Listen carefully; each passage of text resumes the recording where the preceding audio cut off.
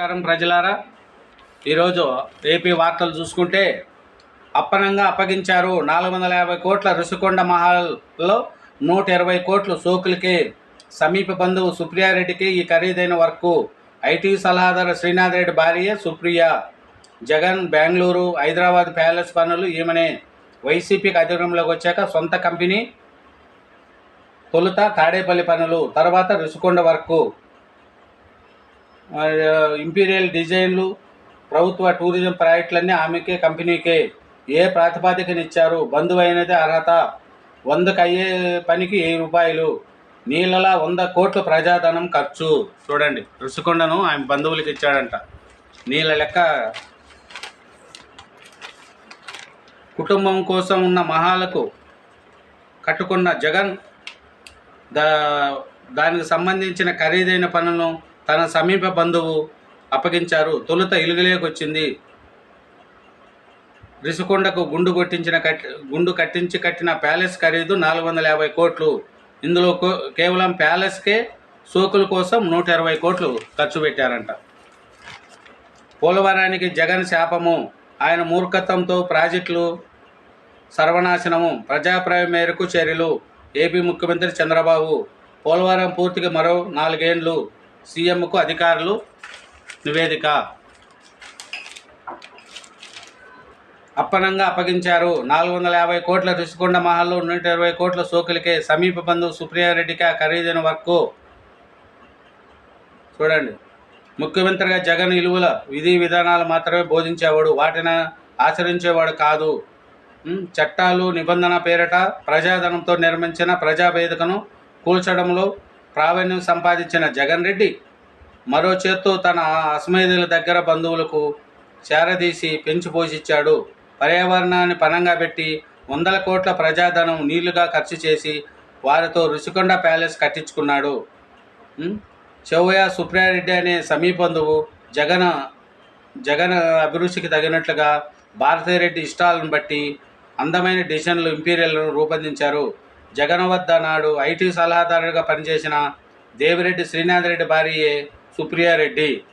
చూడండి, వాళ్ళ బంధువేనంట డిజైన్ చేసేసింది. ప్రజల సొమ్ము ఏమవుతుందండి? జగన్ రెడ్డి ప్రజల సొమ్మును తినేశారు. ఇంత అద్దుమానమా?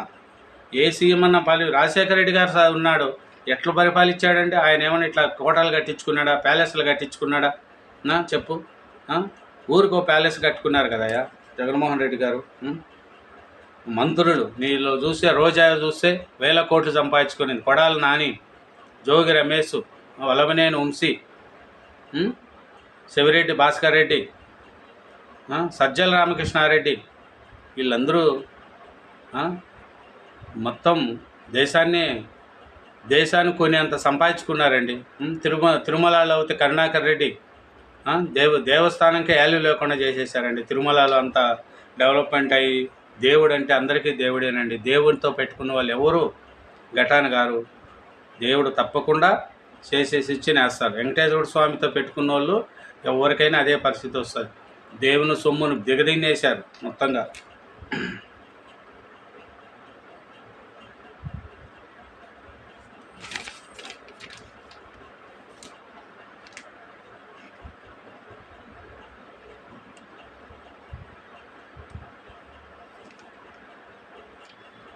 పర్యాటక భవనమని నాడు రోజా వ్యాఖ్య. ప్రారంభం తర్వాత మాట మార్పు. సీఎంఓకు అడిగితే ఇచ్చేస్తామని ప్రకటన. ఇప్పుడేమో ప్రధాని రాష్ట్రపతి కోసమని బకాయింపు. చూడండి ఎట్లా చేశాడు. వైసీపీకి మాజీ మంత్రి సిద్ధా గుడ్ బై.